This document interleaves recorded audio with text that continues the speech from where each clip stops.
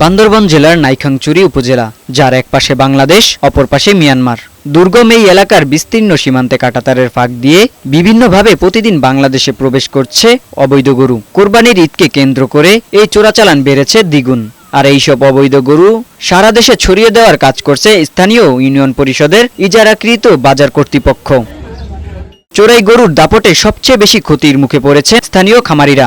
বছরের পর বছর লালন পালন করে গরু প্রস্তুত করলেও বাজারে ন্যায্য দাম পাচ্ছেন না তারা। মায়ানমার থেকে বিভিন্ন পয়েন্টে গরু আসে চৌগরিয়া চট্টগ্রাম চলে যায়। মায়ানমার থেকে গরু আসার জন্য আমরা খামারে গরু বিক্রি করতে পারছি না। তবে সীমান্ত পথে গরু চোরাচালান বন্ধে প্রশাসন তৎপর আছে বলে জানান উপজেলা নির্বাহী কর্মকর্তা এনামুল হাসান। আইন শৃঙ্খলা বাহিনীকে নির্দেশনা দিচ্ছি এবং তারা আমাদেরকে জানাচ্ছেন যে তারা চেকপোস্ট স্থাপন করা হয়েছে এবং যাতে করে কোনোভাবে মিয়ানমার বা অন্য কোনো পার্শ্ববর্তী দেশ থেকে আমাদের পশুর হাটগুলোতে যাতে বাইরের গরু অনুপ্রবেশ করতে না পারে।